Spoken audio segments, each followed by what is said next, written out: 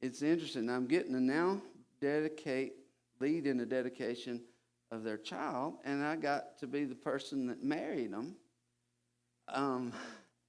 And a year and a week ago, and they wasted not much time. And this is a child that God made. The Bible says, so God created human beings in his own image.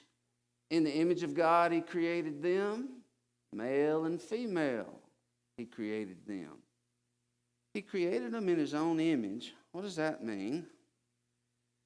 I don't think we'll understand it fully in this lifetime, all that means, but I do know it means this much.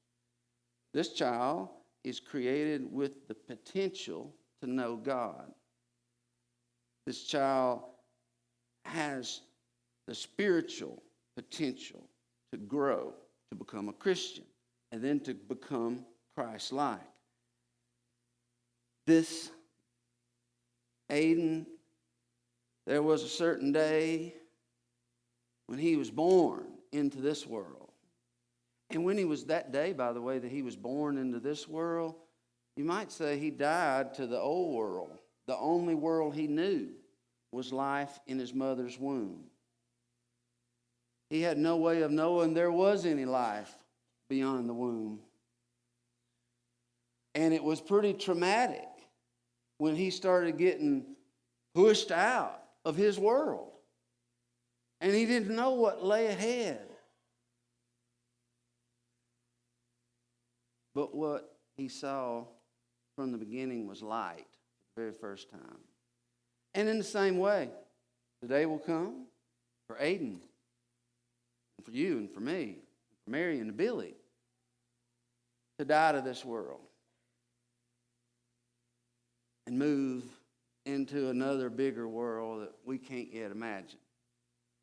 Ecclesiastes 12:7 is one of the simplest scriptures I know for explaining how this works. For then the dust will return to the earth,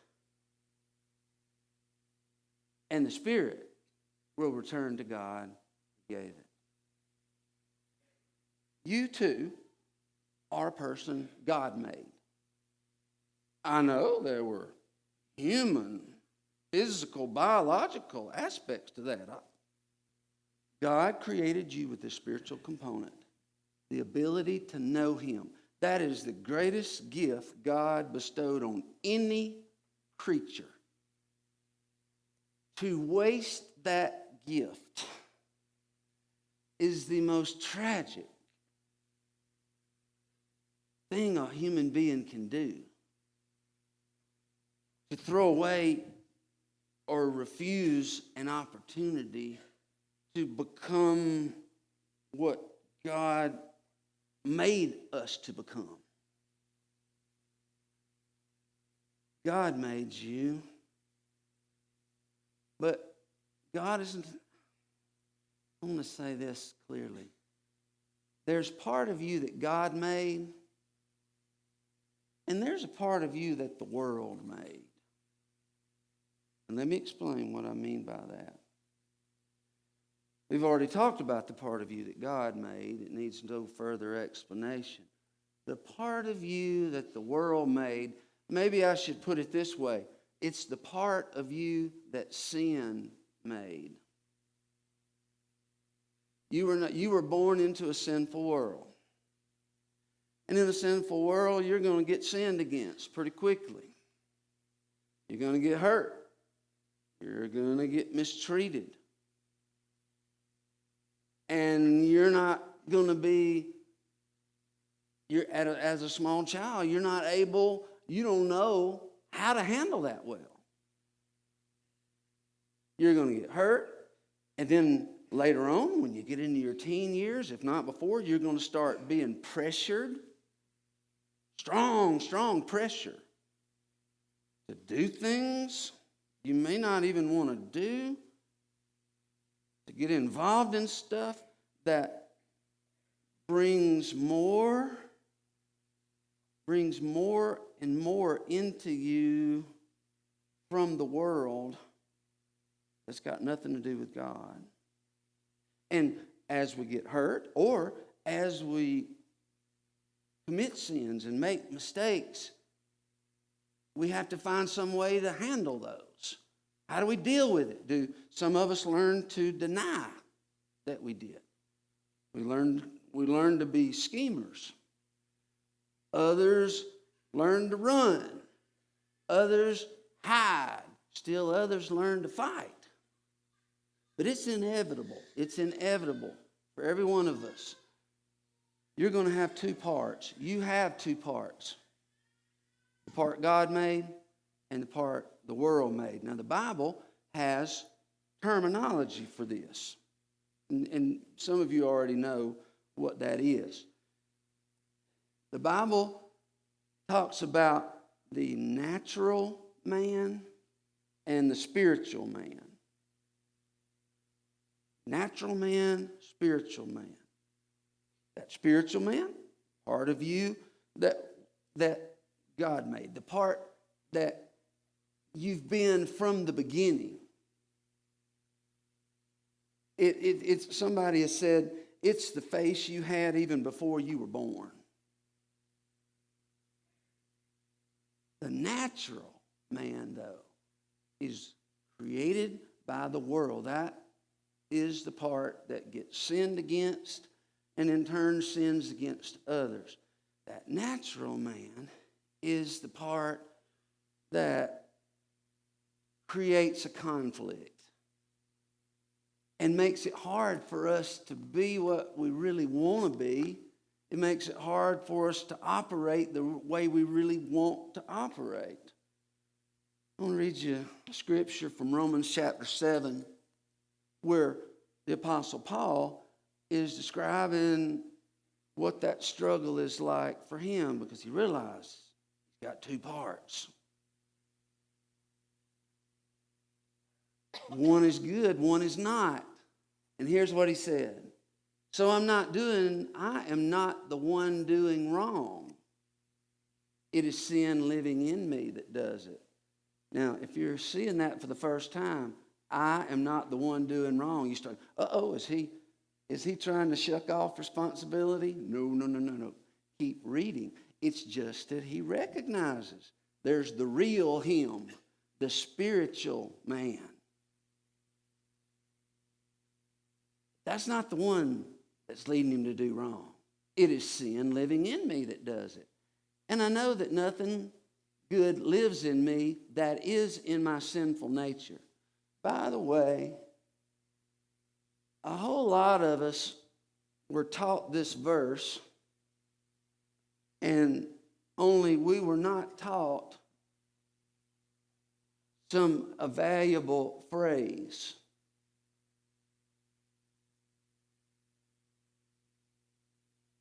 That is in my sinful nature.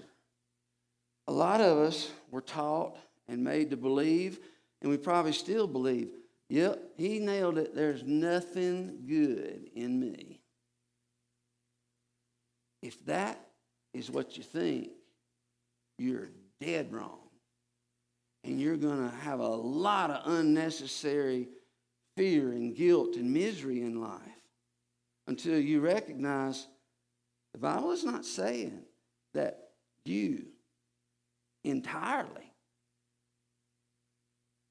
no good things in you. He's saying in your sinful nature there's no good thing. In that sinful nature, I find I want to do what's right, but I can't. I want to do what's good, but I don't. I don't want to do what is wrong, but I do it anyway. But if I do what I don't want to do, I'm not really the one doing wrong. It's the sin living in me that does. I've discovered the principle of life, this principle of life, that when I want to do what is right, I inevitably do what is wrong. I love God's law with all my heart. But then he goes on to repeat how, though he loves God's law, he just can't keep it.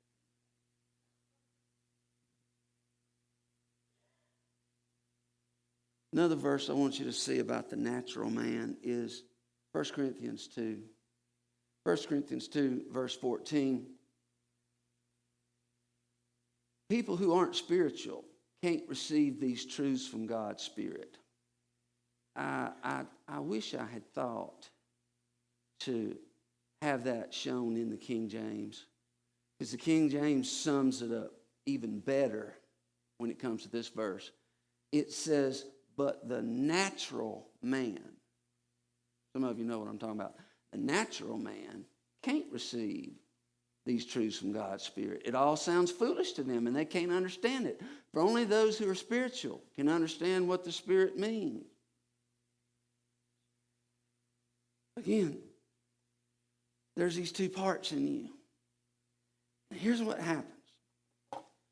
As you go through life, on out into adulthood, sin continues to put layer after layer after layer of paint on you, covering up the God image that was there from the beginning, which is who you really are.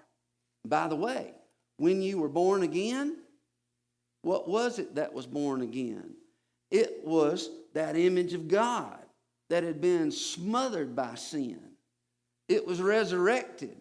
New life was breathed into it.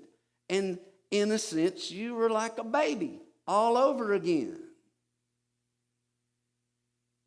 And so that's the state that many of us are in. If you've been born again, that nature in you, that spiritual potential in you, you've released it into your life. And so if you've not done that, if you've not surrendered to Christ, I surrender all. Lead me. Forgive me. Cleanse me. Change me.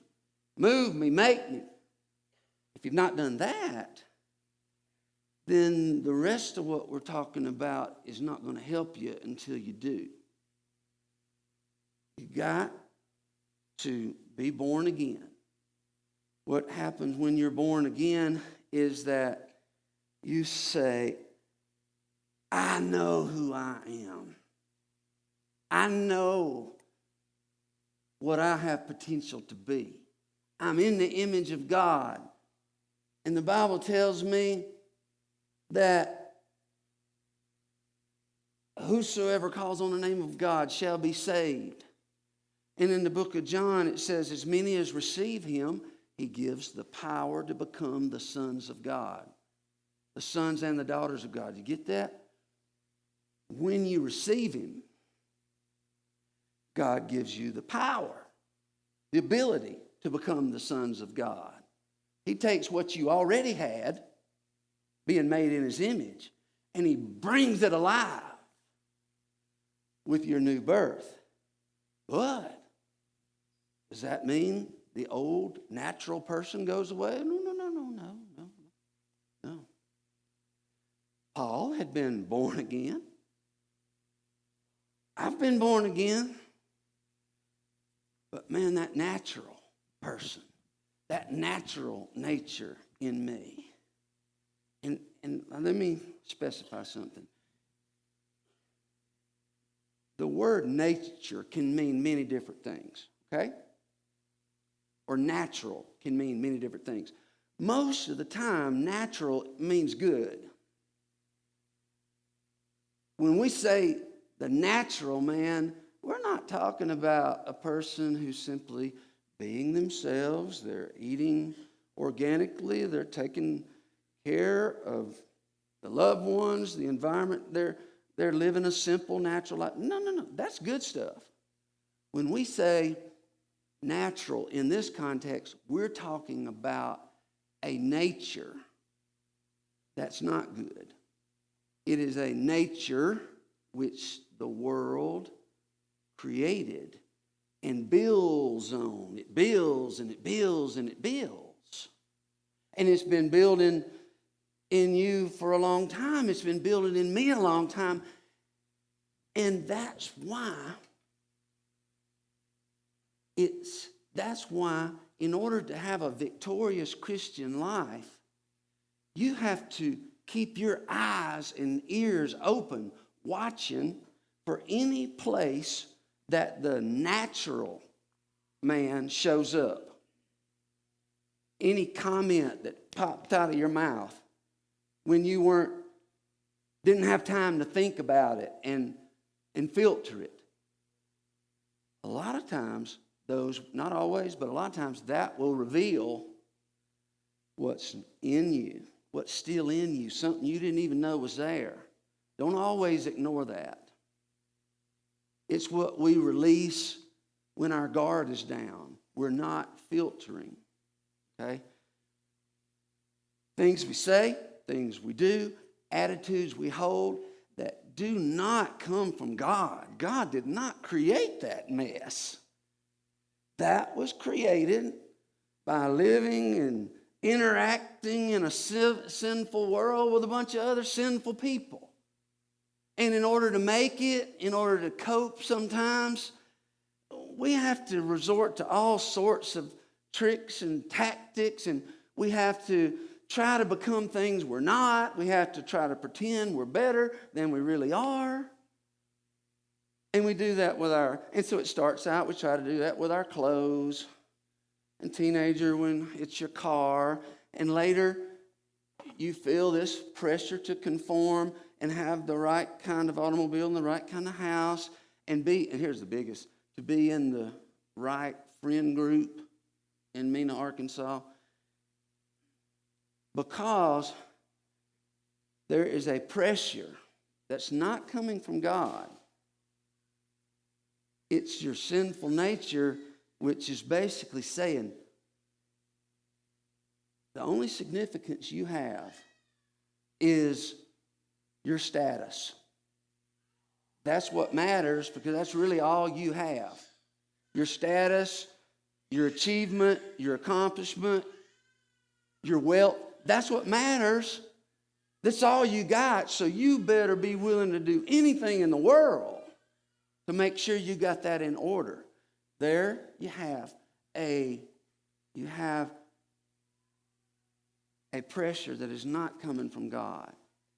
And what that does, all that does is brings in a bunch of junk and covers up the real you, the spiritual man. And so, to become Christ-like, you've heard me say this before, it's not so much a process of addition, bringing in new things, though there is some of that, bringing in some new practices, new people into your life. But for the most part, it's a matter of subtraction, subtracting everything from your life that's not of God. And you've heard that before. That's nothing new. I'm just trying to say it in a new, fresh way that you can hear. Because the things we know deepest and we've heard the longest and the things we could recite in our sleep are often the very things that we're oblivious to in real life. They have nothing to do with the way we live. And one of them is this idea that you have got to be what the world tells you you ought to be, what you're supposed to be. And you manipulate, I pretend, I struggle and scheme to keep that image just right. And all I'm doing is building up something that I'm going to lose one day anyhow. Because here's the bottom line. That natural man, when your body dies, the natural man dies with it. And so does everything you accumulated, everything you accomplished, your position, whatever, dies with it. The question is, that's going to happen to all of us, but my question is, when that happens, is there going to be anything left? I'll tell you what will be left. It is your spiritual nature. What you have grown into. How you've used that potential that God built into you. That's what's going to matter. And the most tragic thing in the world is to meet an elderly person, especially one who's done well in life. And they always seem friendly, at least to most folks. They seemed to be well adjusted, and they were nice and popular and all this. But the reason was that they were in control. And who's not happy when they're in control? When they're the ones who have the power, they can get what they want when they want it. If they don't want something, they can say no, and nobody can make them take it. People get used to that. The natural man loves that, but here's what happens in old age. That independence starts breaking into pieces. It starts falling away even before we die, as we get elderly. And doggone it, how sad it is to see a lifelong church-going Christian get to that point, and the only thing that's left is a spoiled brat laying there in the bed.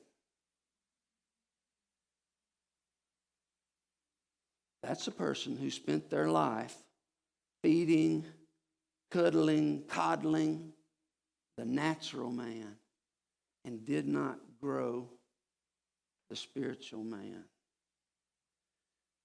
Now is the time for you to do that. A friend told me a while back, he's my oldest friend. He said these words. He said, Lance, you know there's a saying, it takes a long time to make an old friend. You know what else? It takes a long time to make Christ your old friend.